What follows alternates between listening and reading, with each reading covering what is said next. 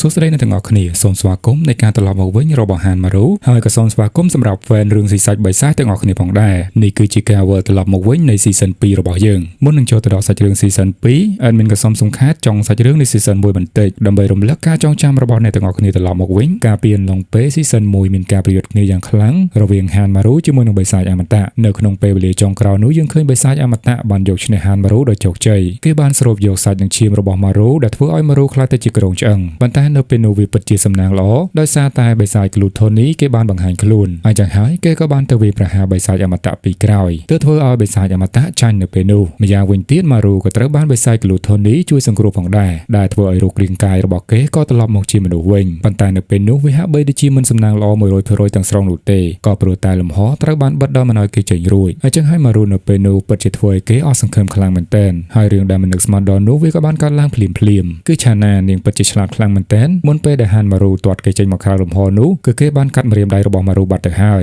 ម៉ារូគាត់គឺមានជីវិតអមតៈដូច្នេះហើយគាត់ក៏ត្រឡប់មកវិញតាមម្រាមដៃមួយនោះប៉ុន្តែវាក៏ត្រូវបដូរជាមួយនឹងដៃគ្នារបស់គេម្នាក់ម្ខាងផងដែរធម្មតាទេពួកគេគឺមានសមត្ថភាពពិសេសនៅពេលដែលពួកគេមានខ្សាច់ពណ៌លឿងនៅជុំវិញនៅពួកគេនឹងដោះដៃរបស់ពួកគេត្រឡប់មកវិញហើយដូច្នេះហើយម៉ារូគាត់គឺជាមនុស្សដែលអាចបង្កើតខ្សាច់ពណ៌លឿងដោយខ្លួនឯងបានហើយចឹងហើយ season 1 ក៏បានបញ្ចប់នៅត្រឹមនឹងប៉ុន្តែមុននឹងបញ្ចប់គេក៏បានបង្ហាញនៅបិសាចខ្សាច់ពណ៌លឿងមួយប្រភេទទៀតដែលត្រូវបានបិសាចអមតៈនាំទៅកាលពីលើកមុនអញ្ចឹងហើយយើងចាំមើល season 2 របស់យើងមើលតើមានអីប្លែកបន្តទៀតពិតជាអរគុណខ្លាំងមែនទែនសម្រាប់ការ donate មកកាន់ admin ហើយក៏អរគុណផងដែរសម្រាប់ការចូលទៅមើល website admin ដូច្នេះហើយអ្នកដែលចង់ទស្សនារឿងលឿនៗ complete ណាសម្រាប់ kh.online និងកំដរអ្នកទាំងអស់គ្នារហូតដល់ admin និយាយឡើងចេញផ្ដើមដំបូងសាច់រឿងនៃ season 2 របស់យើងគេបានប្រាប់ថានេះគឺជារបាយការណ៍ខូចខាតអំពីការបំផ្លិចបំផ្លាញរបស់បិសាចអមតៈដែលជាបិសាចដ៏ខ្លាំងមួយនៅក្នុងចំណោមបិសាចខ្លាំងៗទាំង8ចំណែកឯទីស្នាក់ការកណ្ដាលនៃទីក្រុងសេអ៊ូល 90% ត្រូវបានខ្ទេចទាំងស្រុងអគារទីស្នាក់ការកណ្ដាលនៅចុងណូទីក្រុងសេអ៊ូលត្រូវបានបំផ្លាញទាំងស្រុងប្រសិនបើបិសាចអមតៈវាមិនបានត្រឡប់ទៅទីជ្រៅវិញទេហើយបន្តការវាយប្រហារទីក្រុងសេអ៊ូលទាំងមូលនឹងត្រូវខូចខាតយ៉ាងធ្ងន់ធ្ងររួចគេក៏បង្ហាញនៅបងស្រីយុងអ៊ុនដែលជាប្រធាននៃទីស្នាក់ការកណ្ដាលនៃទីក្រុងសេអ៊ូលហើយការរាយការណ៍របាយការណ៍មិញនោះក៏គាត់គឺជាអ្នកនិយាយផងដែរក្រោយពីទីស្នាក់ការកណ្ដាលនៃទីក្រុងសេអ៊ូលបានបំផ្លិចបំផ្លាញអស់ហើយគេក៏បានបង្កើតនៅទីស្នាក់ការកណ្ដាលថ្មីហើយក៏យើងបានលើសំឡេងបរិម្នាក់គាត់និយាយថាតើបិសាចខ្សាច់ពណ៌លឿងនៅបន្ទប់ក្រោមដីនោះគឺជាអ្វីខ្ញុំកំពុងតែសម្ដៅទៅលើវត្ថុដែលទីស្នាក់ការកណ្ដាលនៃទីក្រុងសេអ៊ូលកំពុងតែលាក់ទុកហើយបរិម្នាក់នោះគាត់គឺមានឈ្មោះថាលីយ៉ាងគឺជាប្រធាននៃទីស្នាក់ការកណ្ដាលនៃទីក្រុងដេជុនហើយបងស្រីយុងអ៊ុនគាត់ក៏និយាយតបវិញថាសូម្បីតែព័ត៌មានដែលបានចែករំលែកជាមួយខ្ញុំក៏មានដែនកំណត់ដែរលោកនាយកអេដលអូអត់ទេគឺជាបិសាចខ្សាច់ពណ៌លឿងលំហគេបាននិយាយថាវាពិតជាសំខាន់ណាស់ដែលយើងត្រៀមខ្លួនសម្រាប់ថ្ងៃនៃទំនាយបិសាចខ្សាច់ពណ៌លឿងវានឹងធ្លាក់មកពីលើមេឃដូចជាទឹកភ្លៀងចឹងនៅពេលនោះមានបងស្រីម្នាក់គាត់បាននិយាយដែរថាអញ្ចឹងតើយើងមានព័ត៌មានបន្ថែមអំពីបិសាចទាំង8អត់បិសាចទាំង8កាលពីភាគមុនគេបាននិយាយថាព្រះទាំង8ប៉ុន្តែនៅពេលនេះគេបានដាក់ថាក្រុមទាំង8ឬក៏កងពលទាំង8ដូច្នេះហើយ admin ក៏សូមហៅថាបិសាចទាំង8មកទៅវាគឺជាបិសាចខ្សាច់ពណ៌លឿងដ៏ខ្លាំងជាងគេបំផុតនៅក្នុងចំណោមបិសាចទាំងអស់នៅក្នុងនោះផងដែរគឺយើងស្គាល់ចំនួន2រូបហើយគឺជាបិសាចក្លូថូនីដែលនៅក្នុងខ្លួនរបស់ម៉ារូនឹងចំណែកឯមួយទៀតគឺជាបិសាចអមតៈប៉ុន្តែបាត់ខ្លួនបាត់ទៅហើយដែលបងស្រីជាអ្នកនិយាយនោះគឺគាត់មានឈ្មោះថាដុងអ៊ីវ៉ាល់ហើយគាត់ក៏ជាប្រធាននៅទីស្នាក់ការកណ្ដាលនៃទីក្រុងយ៉ុងសាន់ដូបន្ទាប់មកបងស្រីយុងអ៊ុនគាត់ក៏និយាយបន្តទៀតក្រុមសមាជិកនៃបិសាចដ៏ខ្លាំងទាំង8ត្រូវបានកំណត់អត្តសញ្ញាណរហូតមកដល់ពេលនេះគឺមានបិសាចអមតៈបិសាចលំហនិងបិសាចក្លូថូនីបិសាចក្លូថូនីបច្ចុប្បន្នត្រូវបានគ្រប់គ្រងដោយមន្ត្រីរដ្ឋបាលហានម៉ារូហើយយើងក៏មិនមានព័ត៌មានអ្វីបន្ថែមទៀតដែរអំពីបិសាចទាំង8ដែលនៅសល់នោះទេប៉ុន្តែពួកគេនឹងលេចចេញមកដើម្បីវាយប្រហារហានម៉ារូដូច្នេះយើងត្រូវតែមានការត្រៀមខ្លួនហើយនៅពេលនោះផងដែរមានបងស្រីម្នាក់ទៀតបាននិយាយថាប្រសិនបើមិនមានដំណោះស្រាយអ្វីច្បាស់លាស់នោះទេគ្រាន់តែធ្វើការប្រឡែងគេចេញទៅគឺមានន័យថាប្រកុលហានម៉ារូឲ្យទៅខាងទីជម្រៅបងស្រីម្នាក់នោះគាត់គឺមានឈ្មោះថា Chief គាត់គឺជាប្រធាននៃទីស្នាក់ការកណ្ដាលនៃទីក្រុងជេជូបងស្រី Chief គាត់បានបន្តទៀតថាគណៈពេលដែលខាងទីជម្រៅពួកគេនឹងលែងមានការប្រុងប្រយ័ត្នបន្ទាប់ពីយកបរិសម្នាក់នោះចេញទៅហើយយើងនឹងអាចផ្ដោតទៅលើការផលិតទ្រង់ទ្រាយធំថ្នាក់ទី7និងអ្នកប្រើប្រាស់ដែលមានសមត្ថភាពខ្ពស់ជាងប៉ុន្តែបងស្រីម្នាក់នេះគាត់មិនបានព្រមឡើយគាត់ក៏បានស្រែកឡើងថាតើឯងកំពុងតែណែនាំឲ្យយើងលះបង់ជីវិតមន្ត្រីរបស់យើងមែនឯងនៅពេលនេះកំពុងតែមានគោលជំហរដូចគ្នាជាមួយនឹងនាយកអេដុលមែនទេ admin បានផ្លេចឈ្មោះឲ្យអ្នកទាំងអស់គ្នាអើយចឹងចាំប្រាប់នៅពេលក្រោយបន្តមកប្រូដែលជាប្រធាននៅទីក្រុងមួយដែរគាត់ក៏បាននិយាយឡើងថាក្រៅពីនេះអ្នកកំពុងតែនិយាយឲ្យយើងបោះបង់ចោលនៅសម្ព័ន្ធមិត្តតែមួយគត់របស់យើងហើយសង្ឃឹមថានឹងអាចយកឈ្នះបិសាចដែលខ្លាំងទាំង8នោះនេះជាវិធីដ៏ល្ងងខ្លៅពេកហើយព្រាមនោះមានប្រមាថម្នាក់ដែលតែងតែជូតញើសនៅលើមុខរបស់គាត់បាននិយាយឡើងថាប្រសិនបើលោកឯងពិតជាត្រឹមត្រូវមែននោះការសម្ សម្រាប់លោកនាយកអេដុលគឺជាកំហុសពិតប្រាកដពីព្រោះគ្មានសម្ព័ន្ធបណ្ណាដែលអាចទុកចិត្តបានជាងគាត់ឡើយចំណែកឯបរិះមកម្នាក់នោះគាត់គឺមានឈ្មោះថាបាងជុងស៊ីកហើយគាត់ក៏ជាប្រធាននៅទីស្នាក់ការកណ្ដាលនៃទីក្រុងឈុងជុងដូនៅពេលនោះផងដែរធ្វើឲ្យពីរនាក់គេមានការឆ្លោះគ្នាជាខ្លាំងឃើញបែបនេះហើយអ្នកស្រីយងអ៊ុនគាត់ពិតជាពិបាកភ្នែកមើលមែនទែនហើយគាត់ក៏គិតតែម្នាក់ឯងថាបើយើងក្លែកមើលទៅក្រោយវិញពាក្យទាំងនោះពិតជាមិនត្រឹមត្រូវទេ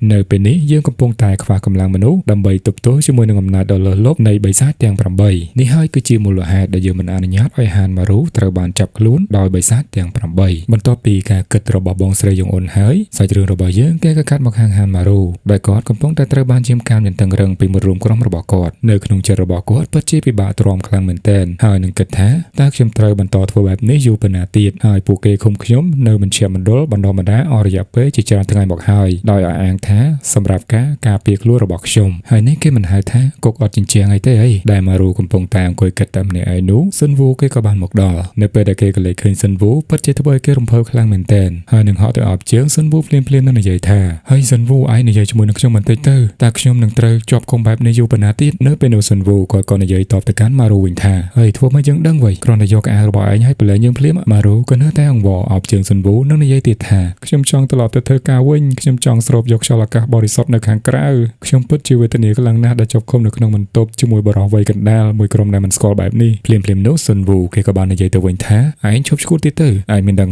ដឹងអត់ថាសភារបស់គ្រប់គ្នានៅពេលនេះហាក់បីដូចជាកំពុងតែត្រូវចោទឋាននរោអញ្ចឹងខ្ញុំបានលើថាបិសាចជាច្រើនវាបានបង្ហាញខ្លួនមកនៅពេលដែលបារ៉ូមកពេលណាខ្ញុំនឹងផ្លាស់ប្ដូរការងារទៅឯទីស្នាក់ការកណ្ដាលតើយើងនឹងត្រូវរត់បន្តរយៈពេលប៉ុន្មានទៀតបន្តមកទៀតយើងក៏បានឃើញមនុស្សជាច្រើនកំពុងតែធ្វើការរួមគ្នានៅបន្ទប់ដ៏តូចមួយមើលទៅក៏ព្រោះតែមូលហេតុនៃទីស្នាក់ការកណ្ដាលនៃទីក្រុងសេអ៊ូបានខ្ទេចនឹងហើយយើងក៏បានឃើញណាមយូសុកធ្វើជាអ្នកជញ្ជូនកាហ្វេឲ្យគេដែលយើងមិនដឹងអំពីមូលហេតុថាហេតុអ្វីបានជាគាត់នៅពេលនេះធ្លាក់ខ្លួនដល់ម្លឹងប៉ុន្មានហើយប្រុសម៉ាប់ដែលតែងតែជួបញើខ្លួនឯងនោះគាត់គឺជាប្រធានម្នាក់នៅទីស្នាក់ការកណ្ដាលផងដែរអញ្ចឹងហើយគាត់ក៏សួរទៅកាន់ណាមយូសុកថាតើពេលណាអ្នកដឹកជញ្ជូនដឹកអាហារថ្ងៃត្រង់មកដល់ណាមយូសុកក៏ប្រាប់ទៅវិញថាប្រហែលជាបន្តិចទៀតនេះឯងឥឡូវនេះយើងក៏លេចមើលលោកមេក្រុមខេមែនវិញម្ដងដែលគាត់កំពុងតែមានការ stress ជាខ្លាំងពីព្រោះតែការិយាល័យដែលគាត់កំពុងតែធ្វើការគឺវាពិតជាគួរឲ្យធុញខ្លាំងមែនទែនបន្តមកស៊ុនវូគាត់ក៏និយាយទៅកាន់លោកមេក្រុមខេមែនថាលោកមេក្រុមខេមែនម៉ារូគេបានប្រាប់ខ្ញុំថាគេចង់ត្រឡប់ទៅធ្វើការវិញលោកមេក្រុមខេមែនក៏និយាយទៅវិញថាហើយចុះបើម៉ារូគេចេញទៅខាងក្រៅហើយត្រូវក្រុមនៃទីជម្រៅចាប់បានហើយធ្វើម៉េចប្រាប់គេទៅថាឲ្យនៅស្ងៀមសិនអញ្ចឹងហើយស៊ុនវូក៏ដាស់ចាក់ចេញនិងប្រាប់ទៅលោកមេក្រុមខេមែនថាគេនឹងប្រញាប់ត្រឡប់ទៅផ្ទះហើយនឹងប្រាប់ហានម៉ារូពីរឿងនេះបន្តមកលោកប្រធានស្រីម្នាក់ទៀតគាត់ក៏បានហៅទៅកាន់ស៊ុនវូដោយគាត់បានសួរទៅកាន់ស៊ុនវូថាតើឯងគឺជាអ្នកដែលលាតត្រដាងលោកអេដុលតាមែនទេឯងបានសម្លាប់ឪពុករបស់ខ្លួនឯងក៏ព្រោះតែគេគឺជាបិសាចម្នាក់នៅក្នុងចំណោមបិសាចទាំង8ប៉ុន្តែឯងក៏រស់នៅជាមួយនឹងហានម៉ារូដែលជាម្នាក់នៅក្នុងចំណោមបិសាចទាំង8ផងដែរវាពិតជាគួរអស់សំណើចខ្លាំងណាស់នៅពេលនោះធ្វើឲ្យស៊ុនវូគេរៀងក្តៅបន្តិចដែរដែលបងស្រីម្នាក់ហ្នឹងគាត់ហ៊ាននិយាយបែបនេះទោះបីជាពួកគេបិសាចដូចគ្នាក៏ពិតមែនប៉ុន្តែចិត្តនិងអត្តចរិតរបស់ពួកគេគឺមិនដូចគ្នានោះទេហានម៉ារូមានតែការជួយសង្គ្រោះចំណែកឯអេដុលមានតែការបំផ្លិចបំផ្លាញបន្ទាប់ពីពួកគេទាំងពីរនាក់បានសម្លឹងមើលមុខគ្នាយ៉ាងឌឺដងភ្លាមនោះសារហានប្រកាសអសនក៏បានបន្លឺឡើងចំណែកឯស៊ុនវូក៏ចង់ទៅធ្វើស៊ីបងស្រីម្នាក់ហ្នឹងផងដែរប៉ុន្តែឆាណានាងក៏បានមកចាប់ដៃជាប់និងប្រាប់ទៅកាន់ស៊ុនវូថាយើងត្រូវចេញទៅក្រៅឥឡូវនេះបន្តមកប្លង់របស់យើងក៏កាត់មកខាងក្រៅវិញដែលក្រុមរបស់ឆាណាកំពុងតែដើរនៅក្នុងព្រៃលើភ្នំនោះហើយឆាណាក៏បាននិយាយទៅកាន់ស៊ុនវូថាតើលោកនៅតែមានការអន់ចិត្តអំពីពាក្យសម្ដីរបស់លោកប្រធាន Chess មុននេះមែនទេហើយស៊ុនវូក៏និយាយតបទៅវិញអត់ទេគឺខ្ញុំមិនខ្វល់អំពីពាក្យសម្ដីលើមុខនោះឡើយរឿងដែលសំខាន់ជាងនេះទៅទៀតគេហាក់បីដូចជាក្មេងណាស់សម្រាប់ប្រធានទីស្នាក់ការកណ្ដាលខ្ញុំបានលើពួកគេនិយាយថាគាត់មានអាយុត្រឹមតែ21ឆ្នាំប៉ុណ្ណោះគេគឺជាប្រធានដែលក្មេងជាងគេនៅក្នុងប្រវត្តិសាស្ត្រហើយពួកគេក៏បាននិយាយទៀតថាលោកនាយកអេដុលគឺស្រឡាញ់គាត់ខ្លាំងណាស់កំពុងតែនិយាយគ្នាឆាណាក៏ប្រាប់ឲ្យគេឈប់និយាយនិងក៏លេចមើលទៅខាងមុខនោះគឺជាបិសាចខ្សាច់ពណ៌លឿងក្បាលផ្សិតដ៏ធំមួយមិនមែនមួយទេអ្នកទាំងអស់គ្នាគឺ3ចូលគ្នាតែម្ដងចំណែកឯច្រកទ្វារចេញចូលវានៅតែបន្តបើកដែលពួកគេមិនដឹងថាហេតុអ្វីឡើយភ្លាមនោះឆាណានាងក៏បានអាដៃរបស់នាងដើម្បីប្រែក្លាយដៃនោះឲ្យទៅជាដាវប៉ុន្តែវាហាក់បីដូចជាមានអ្វីដ៏ចម្លែកបានកើតឡើងដំណក់ឈាមដែលហូរចេញពីដៃរបស់ឆាណាត្រូវបានខ្លោងទ្វារនោះស្រូបចូលទាំងអស់ធ្វើឲ្យឆាណានាងពិតជាឆ្ងល់ខ្លាំងមែនទែនហើយអ្វីបានជាស្រូបឈាមរបស់គេទៅអញ្ចឹងហើយដៃរបស់នាងមិនអាចប្រែក្លាយទៅជាអាវុធបាននោះទេមិនត្រឹមតែប៉ុណ្ណោះបិសាចខ្សាច់ពណ៌លឿងចំនួន3ក្បាលនោះគឺពួកគេមិនបានវាយប្រហារនោះទេគ្រាន់តែឈរហាក់បីដូចជាកំពុងតែយាមនៅខ្លោងទ្វារហើយយើងក៏មិនទាន់ដឹងដល់ឡើយថាមានរឿងអ្វីកំពុងតែកើតឡើងពីព្រោះតែប្លង់របស់គេបានកាត់មកហានម៉ារូវិញដែលហានម៉ារូគាត់កំពុងតែឆ្លោះកញ្ចក់មកខ្លួនឯងហើយក៏ឆ្ងល់ថាហេតុអ្វីបានជាខ្លួនរបស់គេមួយរយៈនេះមានអារម្មណ៍ថាប្លែកម្ល៉េះមានអារម្មណ៍ថាដូចជាមិនស្រួលតាំងពីមានការប្រយុទ្ធជាមួយនឹងបិសាចអមតៈវាហាក់បីដូចជាខ្សាច់ពណ៌លឿងរបស់ហានម៉ារូនៅពេលនេះមិនបញ្ចេញទៀតឡើយគឺគេត្រូវការរាងកាយរបស់គេជាសះស្បើយមុនពេលដែលបិសាចទាំង8បង្ហាញខ្លួនបន្ទាប់ពីម៉ារូគេបានចេញពីបន្ទប់ទឹកលោកប្រធានម្នាក់ឃើញគេហើយនឹងហៅទៅកាន់គេថាហេក្តីសង្ឃឹមមនុស្សជាតិឯងយករបស់នេះទៅញ៉ាំទៅឯងត្រូវបានឃុំខ្លួននៅទីនេះ នេះអត់រយៈពេលជាច្រើនឆ្នាំមកហើយម៉ារូគេលើដូចនេះគេក៏គិតថាក្តីសង្ឃឹមមនុស្សជាតិស្អីវាពេលនេះឈួតមែននៅពេលនោះលោកមេក្រុមម្នាក់ហ្នឹងក៏ទៅចិត្តម៉ារូហើយនិយាយបន្តទៀតតែឯងកំពុងតែធុញទ្រាន់ជាមួយនឹងអាហារដែលដឹកជញ្ជូនតែមែនទេលើក្រោយឯងទៅលេងនៅប៊ូសានឬនៅចាំយើងទិញរបស់ល្អៗឲ្យឯងស៊ីតែឯងធ្លាប់សាកស៊ុបសាច់ជ្រូកដែរអត់មានរឿងច្រើនណាស់ដែលឯងត្រូវធ្វើបើសិនជាឯងបានទៅប៊ូសានហើយតែឯងធ្លាប់ទៅហាហុនដែលឬក៏វ៉ាងហ្គាលីទេម៉ារូវាពិតជាធុញនឹងការនិយាយច្រើនរបស់លោកមេក្រុមនឹងខ្លាំងមែនទែនដោយគាត់បានគិតថាបុរសម្នាក់នេះគឺជាមនុស្សដែលនិយាយច្រើនមែនបន្ទាប់មកលោកមេក្រុមម្នាក់នោះគាត់ក៏និយាយបន្តទៀតតែហើយអ្វីបានជាមុខរបស់ឯងមើលទៅដូចជាវែងជាងមុនឯងធុញជាមួយនឹងរឿងរបស់យើងមែនលឹមនោះម៉ារូគេក៏ស្រែកថាអត់ទេខ្ញុំពិតជារីករាយខ្លាំងណាស់ហើយលោកមេក្រុមម្នាក់នោះគាត់ក៏និយាយទៅវិញថាល្អអញ្ចឹងឯងហៅយ៉ាងថាបងប្រុសធំលើនៅហើយម៉ារូគេចេះតែសាយនឹងអាតាមលោកមេក្រុមម្នាក់នឹងទៅបន្ទាប់មកលោកមេក្រុមគាត់ក៏សួរទៅកាន់ម៉ារូបន្តទៀតហើយរឿងដែលសំខាន់ជាងនេះទៅទៀតតែឯងមានមិត្តស្រីហើយនៅម៉ារូក៏ប្រាប់ទៅវិញថាអត់មានផងហើយលោកមេក្រុមគាត់ក៏សួរបន្តទៀតថាមិនបាយគ្មានមិត្តស្រីអញ្ចឹងតែឯងគ្មានមន្តស្នេហ៍ទេហើយចុះលើនេះឯងកំពុងតែនៅព្រមចារីមែនឯងគួរតែប្រញាប់ធ្វើការណាត់ជួបទៅដើម្បីឲ្យឯងឆាប់មានកូនស្អាតខ្ញុំចង់ប្រាប់ឯងអំពីរឿងរ៉ាវរបស់ខ្ញុំជាមួយនឹងប្រពន្ធរបស់ខ្ញុំក្នុងចិត្តរបស់ហានម៉ារូគេពិតជាធុញកម្លាំងមែនទែនគេក៏គិតទៀតថាអត់ទេខ្ញុំមិនចាប់អារម្មណ៍ទៅតែសោះបន្ទាប់មកគាត់ក៏បង្ហាញរូបកូនស្រីដ៏ស្រស់ស្អាតរបស់គាត់មុខដូចស៊ុនវូខ្លាំងមែនទែនហើយនឹងនិយាយទៅកាន់ម៉ារូទៀតថាតើឯងចង់ជួបកូនស្រីរបស់យើងទេនាងគឺពិតជាស្អាតខ្លាំងណាស់ណាម៉ារូបន្ទាប់ពីបានឃើញរូបថតហើយគេថាហួចចិត្តខ្លាំងមែនទែនប៉ុន្តែមិនអីទេមុខស្តៀងជាមួយនឹងម្ដាយរបស់គេដែរសាច់ដុំដាំងបន្ទាប់មកហានម៉ារូគេក៏សើចអំពីរឿងនេះនិងនិយាយទៀតថាតើលោកបងមិនគិតទេថាយើងកំពុងតែនិយាយច្រើនពេកនៅក្នុងចំណោមពួកយើងបន្ទាប់មកលោកមេក្រុមក៏ទម្លាក់ទឹកមុខរបស់គាត់ចុះនិងនិយាយថាញញឹមពីព្រោះតែពួកគេត្រូវមានពេលវេលាលំបាកច្រើនណាស់តទៅមុខទៀតដូច្នេះហើយត្រូវតែសើចឲ្យបានច្រើនតាមដែលអាចធ្វើទៅបានខណៈពេលដែលពួកគេនៅមានឱកាស